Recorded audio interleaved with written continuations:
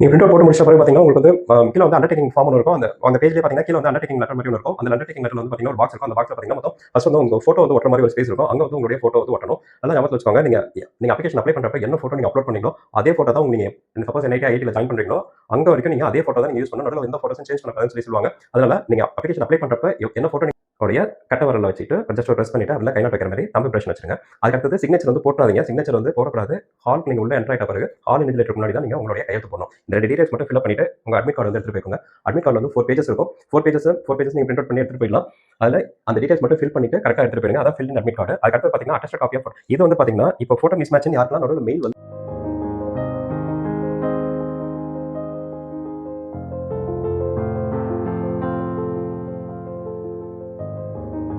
Hello friends and parents, Dr. S.S. Ratchalan, Career Consultant.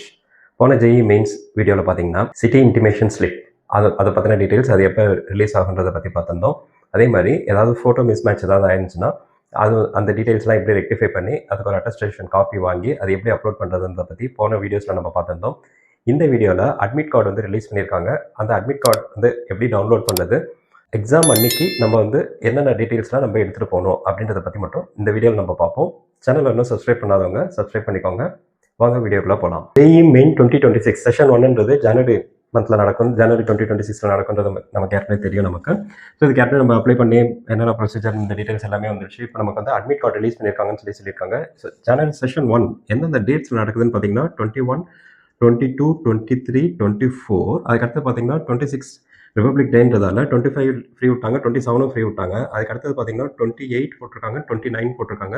So இந்த டேட்ஸில் வந்து session 1 வந்து conduct பண்ண போகிறேன்னு சொல்லியிருக்காங்க. ஸோ இந்த டேட்ஸில் வந்து 21 to 24 இந்த டேட்டில் வந்து பார்த்தீங்கன்னா இந்த டேட்லலாம் யார் யார் எக்ஸாம்ஸ் எடுக்க போகிறாங்களோ அவங்களுக்கு மட்டும்தான் இப்போ வந்து அட்மிட் கார்ட்ஸ் ரிலீஸ் பண்ணியிருக்காங்க. ஸோ இவங்களுக்கு மட்டும் அட்மிட் கார்டு ரிலீஸ் பண்ணியிருக்காங்க. ரிமைனிங் 28, 29 இந்த கேண்டிடேட்ஸ்க்கு வந்து அட்மிட் கார்டு வந்து நம்ம அதுக்கப்புறம் ரிலீஸ் பண்ணுவாங்கன்ற மாதிரி அனௌன்ஸ் பண்ணியிருக்காங்க. இதில் பார்த்தீங்கன்னா உங்களுக்கு பேப்பர் ஒன் தான் இந்த டேட்ஸில் நடக்குன்ற மாதிரி போட்டிருந்தாங்க. அதே மாதிரி 28ல் பார்த்தீங்கன்னா 28 மட்டும் பேப்பர் 1 நடக்கும். ஸோ 29th பார்த்தீங்கன்னா உங்களுக்கு வந்து பேப்பர் 2A அப்படின்னா 2B நடக்கும்னு போட்டிருக்காங்க. அப்படி இல்லைன்னா ரெண்டுமே கம்பைன் பண்ணி that is 2A and 2B ரெண்டுமே கம்பைன் பண்ணி எழுதுறவங்களுக்கு இந்த டேட்ஸில் நடக்கும்னு சொல்லியிருக்காங்க. 29th பார்த்தீங்கன்னா ஒரே ஒரு ஷிஃப்ட்டில் தான் நடக்கும்னு சொல்லியிருக்காங்க. அதாவது ஷிஃப்ட்ன்றது ஷிஃப்ட் 1 அப்படின்னு பார்த்தீங்கன்னா உங்களுக்கு வந்து மார்னிங் பேட்ச் வரும். ஸோ இந்த கேஸில் பார்த்தீங்கன்னா 9:30 to 12:30ன்ற மாதிரி இருக்கும். ஸோ ரெண்டுமே கம்பைன் பண்ணி எடுத்திங்கன்னா ஒரு 1/2 hour எக்ஸ்ட்ரா போகும். ஆனால் இதுக்கு வந்து ஷிஃப்ட் 1 அப்படின்னு பார்த்தீங்கன்னா பேப்பர் 1க்கு ஷிஃப்ட் 1 பார்த்தீங்கன்னா ஸோ பேப்பர் 1 இதுக்கு ஷிஃப்ட் 1ன்னு பார்த்தீங்கன்னா 9 to 12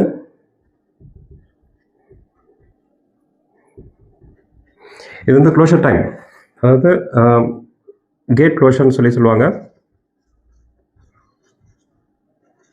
1/2 hour பிஃபோர் வந்து கேட்டை க்ளோஸ் பண்ணிவிடுவாங்க. அதனால் நீங்கள் கொஞ்சம் எர்லியராகவே நீங்கள் சீக்கிரமாக போய் எக்ஸாம்ஸ் அந்த சென்டர் நீங்கள் லொக்கேட் பண்ணிட்டு அங்கே போயிட்டீங்கன்னா கொஞ்சம் வசதியாக இருக்கும். ஸோ ஷிஃப்ட் 2ன்னு பார்த்தீங்கன்னா ஆஃப்டர்நூன் ஷிஃப்ட்டு. ஸோ இது வந்து பார்த்தீங்கன்னா இதுக்கு டைமிங் வந்து பார்த்தீங்கன்னா 3 to 6. இதுக்கு கேட் க்ளோஷர் டைம் அதேமாதிரி இதில் வந்து ஒரு 1/2 hour முன்னாடி வச்சுருப்பாங்க. ஸோ 1/2 hour முன்னாடி கேட் க்ளோஸ் பண்ணிவிடுவாங்க. ஸோ கரெக்டான டைமுக்கு போய் ரீச் ஆகிடுப்பாங்க. இதான் பேப்பர் 1க்கு ஆன timings. Shift 1, shift 2 morning session, afternoon session 2 செஷனும் நடக்கும். ஸோ இங்கேயும் பேப்பர் 1 28 மட்டும் தான் பேப்பர் 1 நடக்கும். ஸோ 29th பார்த்தீங்கன்னா பேப்பர் 2A 2B அதுக்கப்புறம் 2A and 2B கம்பைன் பண்ணி இவங்க paper 2A that is architecture planning வந்து பார்த்தீங்கன்னா 29th ஒரே ஒரு நாள் மட்டும் எக்ஸாம் கண்டக்ட் பண்ணுறாங்க. ஸோ அந்த டேட்லேயே தான் உங்களுக்கு வந்து ரெண்டுமே கம்பைன் பண்ணி எழுதுறவங்களுக்கும் அந்த டேட்டில் தான் கண்டக்ட் பண்ணுவாங்க. ஸோ அதில் வந்து மார்னிங் ஷிஃப்ட் மட்டும் தான் எக்ஸாம்ஸ் எடுக்கிற மாதிரி இருக்கும். ஸோ இவங்களுக்கு தட் இஸ் 29th யாரெல்லாம் எழுதுறாங்களோ அவங்களுக்கும் அதே மாதிரி 28th பேப்பர் 1 யாரெல்லாம் எழுதுறாங்களோ அவங்களுக்கு வந்து அட்மிட் கார்ட்ஸ் வந்து இப்போ வந்து வந்திருக்காது. அவங்க வந்து பயப்பட வேண்டாம், நமக்கு என்ன அட்மிட் கார்டு வரலையன்ற மாதிரி. ஸோ அவங்களுக்கு வந்து 25th அன்றைக்கி ரிலீஸ் பண்ணுவாங்க. அப்படி இல்லைனா 24th ஈவினிங் வந்து நீங்கள் செக் பண்ணிங்கன்னா உங்களுக்கு வந்து தெரியும் ஸோ ரிலீஸ் பண்ணியிருக்காங்களா இல்லையான்ட்டு. ஸோ இது எங்கே போய்ட்டு நீங்கள் செக் பண்ணுவீங்க அப்படின்னு பார்த்தீங்கன்னா உங்களுக்கு ஏற்கனவே உங்களுக்கு வெப்சைட்ஸ்லாம் உங்களுக்கு தெரியும். இருந்தாலும் நான் இன்னொரு தடவை நான் சொல்கிறேன். நான்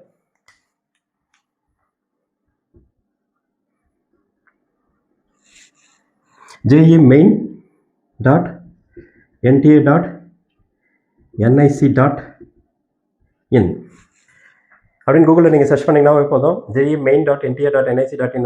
ஸோ அதில் வர வெப்சைட் தான். அந்த வெப்சைட்டில் டேட்டா பண்ணிங்கனாவே உங்களுக்கு கீழே வந்து ஸ்டூடெண்ட்ஸ் ஆக்டிவிட்டின்னு சொல்லிட்டு ஸ்டூடெண்ட்ஸ் கார்னர் அப்படின்னு சொல்லிட்டு இருக்கும். ஸோ கேண்டிடேட் ஆக்டிவிட்டின்னு சொல்லிட்டு கீழே இருக்கும். அந்த கேண்டிடேட் ஆக்டிவிட்டியில் போயிட்டு நீங்கள் ஃபஸ்ட்டே உங்களுக்கு என்ன மாதிரி கொடுத்துருப்பாங்க அப்படின்னு பார்த்தீங்கன்னா, உங்களுக்கு JEE மெயின் 2026 அதோடைய அட்மிட் கார்டுன்னு சொல்லிட்டு இருக்கும். அந்த அட்மிட் கார்டு போய் நீங்கள் கிளிக் பண்ணிங்கனாவே உங்களுடைய லாகின் கிரெடென்ஷியல்ஸ்னால் வேற ஒன்றும் உங்களுடைய அப்ளிகேஷன் நம்பர் என்னன்னு சொல்லிட்டு நீங்கள் தெரிஞ்சிருக்கும். உங்களுக்கு அந்த அப்ளிகேஷன் நம்பர் என்டர் பண்ணிட்டு கீழே வந்து உங்களுடைய பாஸ்வேர்ட் அந்த பாஸ்வேர்ட் போட்டு அது கீழே வந்து செக்யூரிட்டி பின்றது வேற ஒன்றும் இல்லை. கீழே இருக்கிற அந்த கேப்ஷா அந்த பேஜில் டிஸ்பிளே ஆகும். அதை நீங்கள் திருப்பி அந்த கேப்ஷாவை திருப்பி அப்படியே என்டர் கொடுத்தீங்கன்னா உங்களுடைய அட்மிட் கார்டு வந்து உங்களுக்கு வந்துடும்.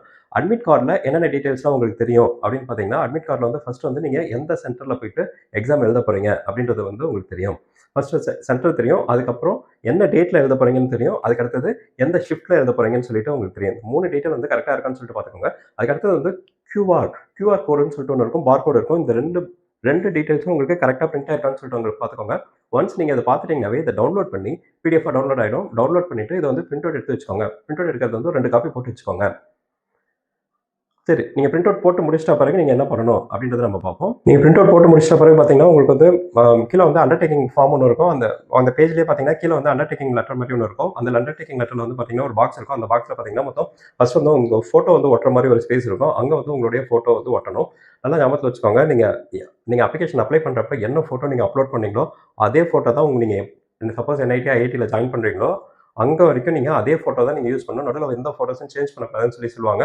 அதனால் நீங்கள் அப்ளிகேஷன் அப்ளை பண்ணுறப்ப என்ன ஃபோட்டோ நீங்கள் அப்லோட் பண்ணியிருக்கீங்களோ, என்ன ஃபோட்டோ வச்சு நீங்கள் அப்ளை பண்ணியிருக்கீங்களோ அந்த ஃபோட்டோவே ஒரு 30 காப்பி கிட்ட போட்டு வச்சுக்கோங்க. That will be useful for you. வேறு இடத்துல ஃபோட்டோஸ் வந்து கேட்டுகிட்டே இருப்பாங்க. ஒரு 5 ஃபோட்டோ 6 ஃபோட்டோன்னு சொல்லிட்டு கேட்பாங்க. அந்த மாதிரி டைம்லலாம் வந்து பார்த்தீங்கன்னா உங்களுக்கு இந்த ஃபோட்டோஸ் தான் மெயினாக நீங்கள் அப்ளிகேஷனில் என்ன ஃபோட்டோ அப்லோட் பண்ணியிருக்கீங்களோ அதே ஃபோட்டோ தான் உங்களுக்கு தேவைப்படும். அதனால் நீங்கள் செஷன் 1 இருக்கட்டும், இல்லை செஷன் 2 இருக்கட்டும், இல்லை JEE அட்வான்ஸ்ட் எழுதுறப்ப ஃபோட்டோஸ்லாம் தேவைப்படும். இது எல்லாத்துக்குமே ஒரு 30 காப்பி கிட்ட நீங்கள் அதே மாதிரி நீங்கள் அட்மிஷன்ஸ் போகிறப்ப பார்த்தீங்கன்னா மினிமம் 6 to 12 காப்பீஸ் உங்களுக்கு ஃபோட்டோஸ் தேவைப்படும். அதனால் ஒரு 30 காப்பி நீங்கள் போட்டு வச்சுட்டீங்கன்னாவே உங்களுக்கு சேஃபர் சைடில் நீங்கள் இருந்துக்கலாம். ஸோ ஃபோட்டோன்னு சொல்லிட்டு கீழே வந்து இருக்கும், கேண்டிடேட்ஸ் ஃபோட்டோ பண்ணிட்டு அந்த இடத்துல அந்த ஃபோட்டோவை பேஸ்ட் பண்ணிவிட்டு அது பக்கத்தில் பார்த்தீங்கன்னா லெஃப்ட் ஹேண்ட் தம்ப் இம்ப்ரெஷன் சொல்லிட்டு இருக்கும்.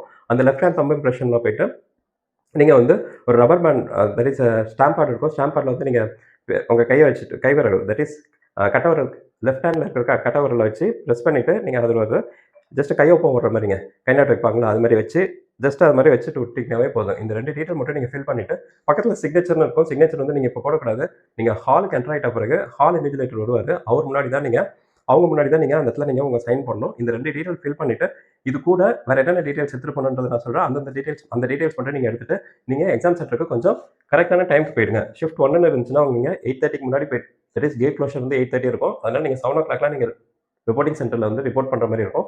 ஸோ 7 o'clockலாம் நீங்கள் வந்து கேட் வந்து ஓப்பன் பண்ணுவாங்க. நீங்கள் உள்ளே போகிற மாதிரி இருக்கும். 7 o'clockலாம் ரீச் ஆகிற மாதிரி பார்த்துக்கோங்க. அதே மாதிரி ஆஃப்டர்நூன் ஷிஃப்ட்னா நீங்கள் 1 மணிக்கெலாம் நீங்கள் போய் ரீச் ஆகிற மாதிரி பார்த்துக்கோங்க. கேட் க்ளோஷர் வந்து பார்த்தீங்கன்னா 2:30க்குலாம் கேட் வந்து க்ளோஸ் பண்ணுவாங்க. அதனால் நீங்கள் ஆஃப்டர்நூன் ஷிஃப்ட்னா 1 மணிக்குள்ளே போய் ரீச் ஆகிற மாதிரி பார்த்துக்கோங்க.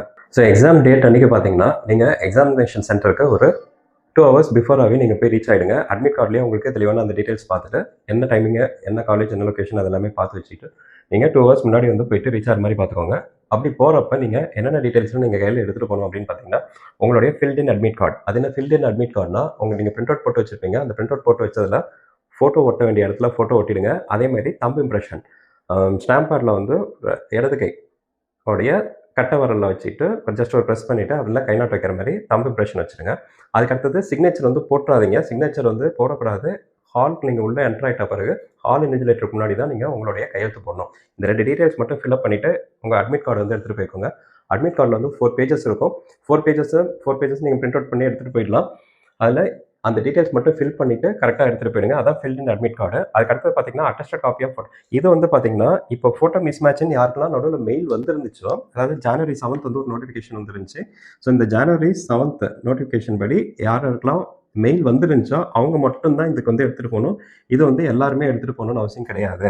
அவங்க வந்து அட்டஸ்டட் காப்பி ஃபோட்டோவுடைய அட்டஸ்டட் காப்பி ஒன்று வச்சு அதுக்கப்புறம் அப்லோட் பண்ணியிருப்பாங்க. அதை பேஸ் பண்ணி தான் உங்களுக்கு அட்மிட் கார்டு வந்து ரிலீஸ் பண்ணியிருப்பாங்க. ஸோ இவங்க இந்த டீட்டெயில் வந்து January யாருக்கெல்லாம் ஃபோட்டோ மிஸ் மேட்ச் ஆகி இமெயில் வந்திருக்கோ அவங்க மட்டும்தான் இந்த அட்டஸ்டட் காப்பி அந்த ஒரிஜினல் வந்து அவங்க எடுத்துகிட்டு போகணும். இதுதான் அவங்க வந்து ஸ்கேன் பண்ணி அப்லோட் பண்ணியிருப்பாங்க. அந்த ஒரிஜினல் காப்பியை தான் அவங்க எடுத்துகிட்டு போகணும். இது கண்டிப்பாக எடுத்துகிட்டு போகணுங்க. இது அதனால் இது யாருக்கெல்லாம் வந்திருக்குன்னு பார்த்துக்கோங்க.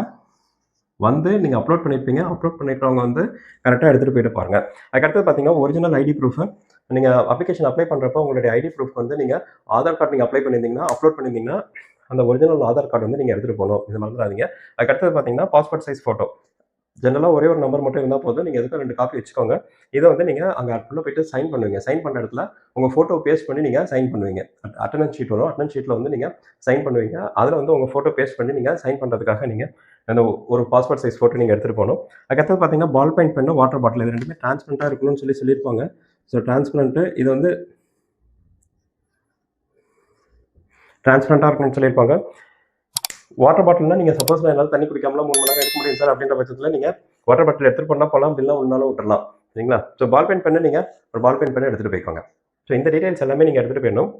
இந்த அட்மிட் கார்டு டவுன்லோட் பண்ணுறது விஷயமா ஏதாவது டவுட்ஸ் இருந்துச்சுன்னா நீங்கள் என்கிட்ட கமெண்ட் செக்ஷனில் கேளுங்க. நான் உங்களுக்கு எப்படின்னு சொல்லிட்டு நான் கைட் பண்ணுறேன் நான். அதே மாதிரி நீங்கள் அட்மிட் கார்டு டவுன்லோட் பண்ணிட்டா பிறகு அதில் வந்து கியூஆர் கோடு, அதே மாதிரி உங்களுக்கு வந்து பார்த்தீங்கன்னா பார்கோட் சொல்லிட்டு இருக்கும். கியூஆர் கோட், பார்கோட்னு இருக்கும்.